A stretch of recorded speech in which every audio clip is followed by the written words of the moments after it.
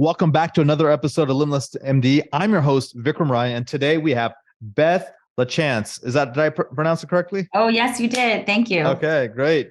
So Beth, guys, is an amazing person. She's the founder of REVA Global. REVA Global is specifically focused on helping practices, physicians, hospitals, and systems really utilize remote workers to optimize efficiencies and profitability.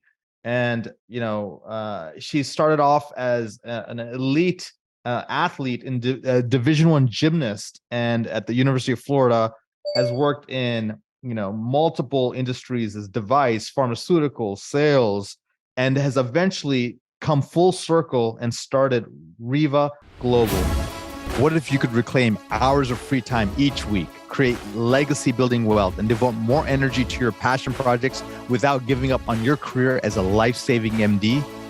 My name is Vikram Raya, functional cardiologist, high performance coach, and real estate expert.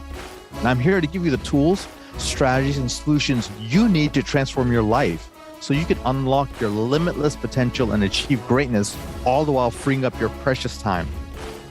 Welcome to Limitless MD. Let's dive in. So welcome to the show, Beth. Thank you so much. Thank you. That was an awesome intro. Yeah, no, I'm so excited to be here. Yes, absolutely. So, the all-stars that listen to this show, they are the physicians, of tomorrow, if you will. They are private practice docs working their tail off. They're entrepreneurs. Mm-hmm. There are, people who've sold to private equity, perhaps. They are oncologists, cardiologists, ENT doctors, plastic surgeons, and they're wondering why the heck do they need to know or care about virtual assistants? I thought that was just for techies. Yeah, no, absolutely. What's so interesting is that virtual assistants have been widely utilized for years and years in other industries, but not utilized in the medical industry. So, however, the virtual assistant world isn't new, but it's new to medical. It's new to medicine. So I'm excited to talk about it today to kind of tell your listeners all about how to utilize them, why would you even want to know about it? And most importantly, there's a few different things. Number one, as physicians that are also entrepreneurs, we all know you will work hard and work extraordinarily hard and keep going. So if you need to see 5 more patients each day, let's say you're saying 40 patients now and you need to see 45, no problem. You will make that happen. But the trickle down effect of that is that the rest of your team, everyone else that works within your practice also then has to see those additional patients and all the work that goes around them. So even though you're willing to put in those additional hours and the additional work and to, bomb through as many patients as possible, the rest of your staff their morale might be falling down. They might be having issues with that. Or let's say you're scaling your practice and adding more practitioners and getting larger, but you don't have the physical space to add on more people within the practice. There's just not enough seats and not enough space. That is a great way. And those are great ways to think about utilizing medical virtual assistants to introduce into your practice. And people just think, is this just some back office stuff, accounting in India or something? Or is this just some, intake in Philippines? But it's a lot more than that. It's a lot more sophisticated. And there's different layers and levels and experiences that people can utilize. So what's sort of a global framework? Like if I'm going to jump on a call, Beth has been kind enough for any practitioner out there who's listening to this podcast, you'll have a chance to literally strategize with Beth or her team member on, how this strategy can potentially help you improve profitability, operations, and efficiencies. But before we get there, like if let's say I in my cardiology practice, so I had a cardiology practice I was part of. I had partners. They were really smart, really good guys. Yeah. I think the only thing I saw them outsource to was their back office accounting. Okay. I mean, the billing or whatever. Right, the billing piece. Yep. So sure. What more can you think that we can do? Yeah. Well, first of all, I want to talk about the word you just used was outsource. Utilizing REVA Global Medical is not outsourcing. I consider it insourcing. You are going to be reaching out to our, our services for us to come into your practice, really. So we're utilizing and we're taking virtual assistants, medical virtual assistants that will be delegated to your practice and your practice only, working closely with your team members, people that are in your medical practice. So it's not outsourcing, it's insourcing. So I just wanted to touch upon that because that I love is that. such a big difference between us and some of our competitors that are out there, is that we are true insourcing. You're bringing just remote staffing into your practice. So you're not sending it out and outsourcing it. So that's number one. But so they're really part of our team. They just happen to be in a different place, right? Absolutely. And that's really the big piece of how this works so extraordinarily well, is that we also have a client service manager that oversees the day-to-day operations of the medical virtual assistants to make sure that they're hitting the KPIs that we set along with, whether it's your practice manager or the department head. And we kind of work together. Let's do a timeout here, Beth. Let's talk about KPIs. One of my favorite topics, key performance indicators for those of you guys listening to the podcast, part of the Limitless Nation there. So, this is real science. This is real math. This is real operations here. So let's be very concrete. Give me an example of, like, let's say a typical urgent care clinic.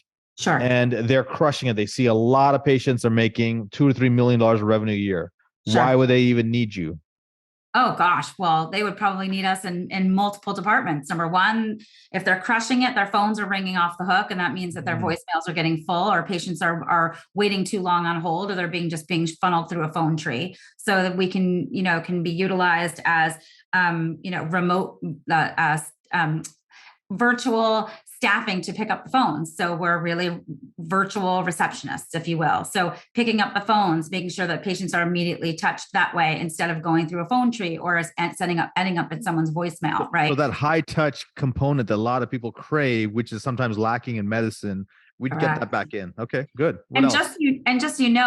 Right now, that is really a big focus. Most of our clients that are coming to us, or they're already part of our company, they are looking for white glove service. That's what they're trying to provide their patients. Patients are seeking that. They're looking for that. They want that. So if you're not offering that, and you still have patients that are being funneled through a phone tree and they end up in someone's voicemail instead of a live person picking up the phone, that is not the direction of medicine right now. It is a live person picking up the phone, or people picking up the phone. So we can help with that. So that's number one.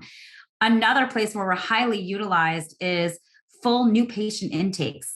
If you are a booming practice, or you're continuing to grow, or you're scaling and you're adding additional practices and offices across your state or multi-states, you're going to need someone or a team to do those new patient intakes, to make sure all the information is already in your database, in your EMR, before that patient comes in for that first consultation. So that's something also our virtual assistants are also doing, is a full new patient intake, not just the demographics, but also the full medical background, all of their medical history. They have either the skill set or the understanding of how to do that. Correct. Absolutely. Our medical virtual assistants have a 4-year bachelor's degree, either in nursing or something within the medical field. And that's who we're bringing in. Okay. So, so we're talking about people that understand medical terminology, will be able to go through the full new patient intake and understand what the patient is looking. And this is a phone call, or is this the patient fills out paperwork and then you just take it and fill in the blank? It's really up to the practice. And a lot of the specialties now, they're moving towards, it's a phone call. It's a full new patient live intake.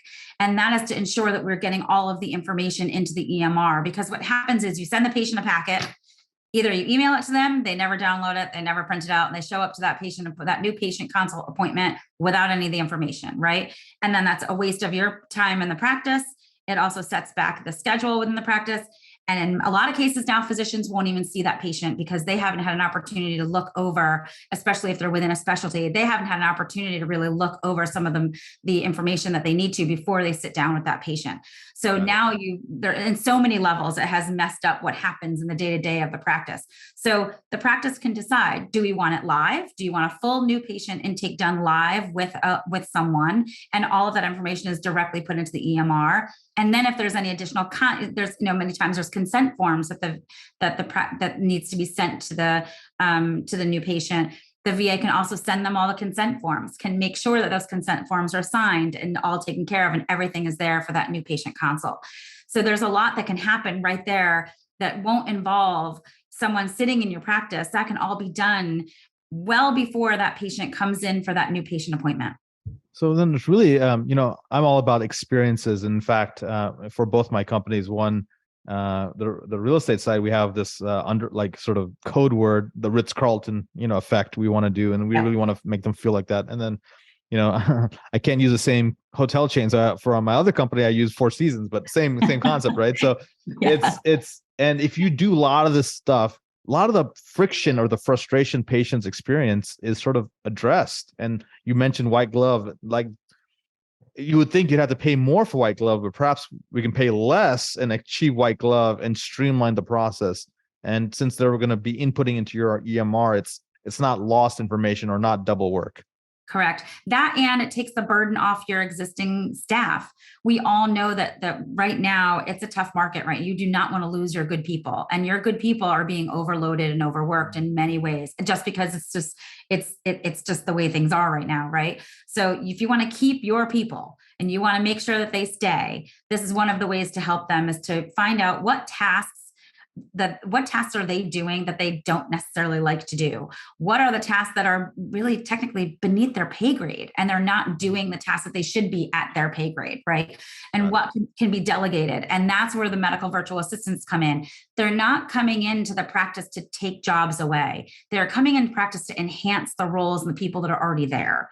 And that's really how we're fully utilized. I have only had, in all of our growth, we've only had one practice that have ever come into us with the expectation of, we want to eliminate some staff members and replace them with virtual assistants. That has only been one client of ours. That has never happened with any other client. So that's also a big piece of how to look at this. It's number one, enhancing the morale of your team and making sure that the people that are in your practice aren't going to leave and go look for another job because you're expanding. Beth, let me weigh in on a couple of things. Give me sort of maybe the top 5 buckets of the tasks that people Sure. can potentially use. Yeah, absolutely. These insourced team members. Thank you. Yes. So of course, front desk, right? Mm-hmm. Insurance verifications, prior authorizations. That is a biggie. Those two, they're extraordinarily time consuming. Putting and entering any information into the EMR, fax review. So there's lots of faxes that are coming in. There's lots of results coming in on a daily basis, tagging them, putting them where they need to be, and also possibly sending them to the physician or the physician team that patient belongs to. Then the back office of billing, claims, denials, inputting billing, and then collections. And so that's some of the stuff that we're already doing in a lot of the medical practices and or hospital systems across the United States. And that's interesting. You mentioned hospital systems. I know that I can see this probably working seamlessly for a physician practice, even a larger group. Tell me how hospitals are viewing you guys, and is this legal? Is it HIPAA compliant? Is it okay with Medicare, Medicaid? Like, tell me how all that works. And I'm sure the hospital administration has a say in it as well. Oh, absolutely. Well, of course, hospital administration is the key component to the success here too, because we've got to make sure that we're being put in the right roles within the hospitals. But how we are viewed as an absolute asset. We're a need right now, heavily needed in many departments, especially on the front end of that new patient intake. You have patients that are going to be checking in or admitting to the hospital. So we'll do admitting, which is a really big deal, right? That's, we all get those phone calls before we're going in for a procedure. We get the phone call the 3 days or 4 days before, just, going over some of your demographics, your insurance information. Virtual assistants can do that. Okay. That's something that absolutely the medical virtual assistants from REVA Medical would be able to do. All the way back to, again, that we're talking about claims. We're not medical billers. There's a difference. So that we're not being told exactly how to bill, or we're not doing billing and outsourcing that. That's not what we're doing. We're working within the accounts receivable department and being tasked with certain tasks that the hospital wants us to do. And so we're overseen also by a department head within that group, within that hospital system. So we're heavily and widely used within many, many departments within hospital systems. What are some of either the states or some of the major hospital systems that have decided to use you? Oh, sure. We're in the state of Connecticut. We're in New York. We're in Ohio, Arizona. Let me see. Yeah, I mean, Is it big hospital systems, small hospital systems? both actually. Yeah, both community hospitals as well as large hospital systems. And that means within the hospital or even just the like larger hospital systems, that meaning they have large, like, large groups of specialties, within that also, refer within to their hospital system, if that makes sense. Okay. Okay. Let's get into numbers here. I'm going to ask you a tough Sure. question or two. The Yeah. questions are really like, on average, a practice saves how much, or adds additional how much to their bottom line or their revenue?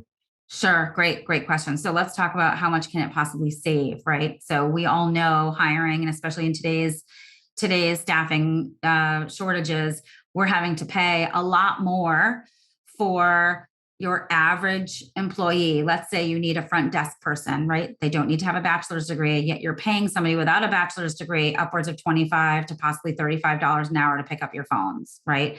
Then, of course, you're paying for the seat, you're paying for the workman's comp, you're paying for the insurance and all the other benefits, right? So, that could possibly very easily be anywhere between $65,000 to $75,000 per head for a medical practice, right? For someone who doesn't have a bachelor's degree for a simple role. For REVA Global Medical, it would cost you $23,000 for the year for a full-time person that has a 4-year college education and is very, very well equipped to be able to do that role. So the cost savings obviously are right there. I mean, it's really, really set forth. And again, so it sounds like it's almost like a third of the cost per employee.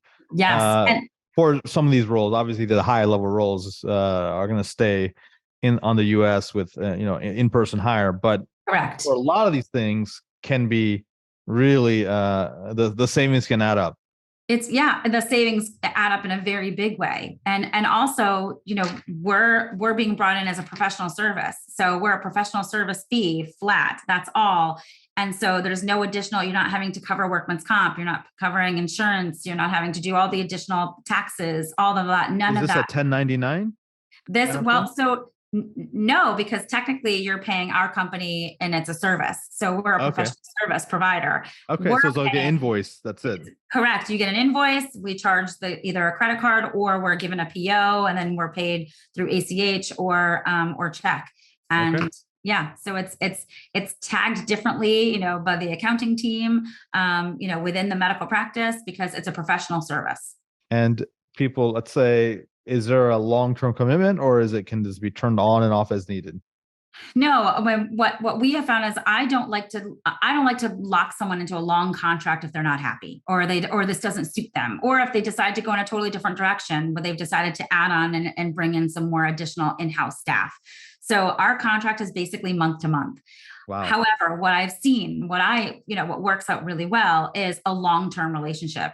And our clients that have come in, they have stayed long-term. And that's because they have seen us as an amazing resource. It has worked out better than they ever imagined. So most of our growth also internally has been from our existing client base. It's not just constant new clients coming in, which we do, but our biggest growth has been from our existing client base. So they started with 2 front desk people, let's say, and they wanted, like a virtual call center, if you will, to be able to make sure that they're offering that white glove service, and every patient gets a phone, gets a picked up phone call, right? And then they realize, wow, this is working amazing. We love this team. We love how this is working. What other departments can we add medical virtual assistants? And that's where our growth has been. Then before you know it, we're doing billing. Before you know it, we're doing insurance verifications for the practice. So that's really where our growth has been. So no long-term commitment. What ends up happening is it works out so extraordinarily well that they can't live without us. And we love to continue to work with them. That's awesome. So, one of the things I always advocate for people is between the AADE model, right? So that's what I say: artificial intelligence, automation, delegation, elimination, right? So really, this is next level. And the cool thing is, a lot of people talk about virtual assistants, not a new concept, but what I think Beth is bringing to the picture here is specifically for medical practices that are really trained. And then, you can go on Upwork and find a medical assistant or whatever, some virtual assistant. But the problem is there's a lot of turnover. It takes a long time to find the right person, and then the training, and then just interacting with that person. So correct. Essentially you're using this conduit of, REVA or whatever similar type of organization, and they're responsible for that back end of it. So it's almost like a partner or affiliate or someone who has your back. So this is really interesting. So how can people get to know more about you, Beth, and your company, REVA Global, and potentially work with you? Yeah, great. Thank you so much for that. So the best place to find us and reach out to be able to discuss and have a conversation with me or someone within my team is to go directly to our website. And that's www.revaglobalmedical.com. And that's REVA, it's REV as in Victor A, global, or Vikram, I should say, globalmedical.com. And so that would be the best place. And there's a lot of information there to be able to go through. There's also a button you can click to go ahead and set up an appointment with me or somebody within my team to have a strategy session to discuss what are the pain points in your practice, how can we be of assistance, and and how we can potentially work together to make it a great fit. So that's where you can find us. Thank you so much, Beth. That was an awesome strategy that you're sharing with the listeners, and I think it makes a lot of sense. So thanks so much. Yeah, no, I'm so excited to be here. Thank you so much for having me. Guys, I hope you guys are doing well. Thank you again for letting the podcast grow so organically. I appreciate the referrals. Share this with a team member, a friend, a colleague. If you enjoy the content, and again, keep giving us those 5-star reviews. And guys, until next time, be phenomenal. Thank you so much for listening to this episode of Limitless MD. If you found value from this episode, I encourage you to share this episode with a friend and let me know by leaving a review. For more information, make sure you check out the links in the show notes below or simply visit vikramraya.com. So until next time, my friends, be phenomenal.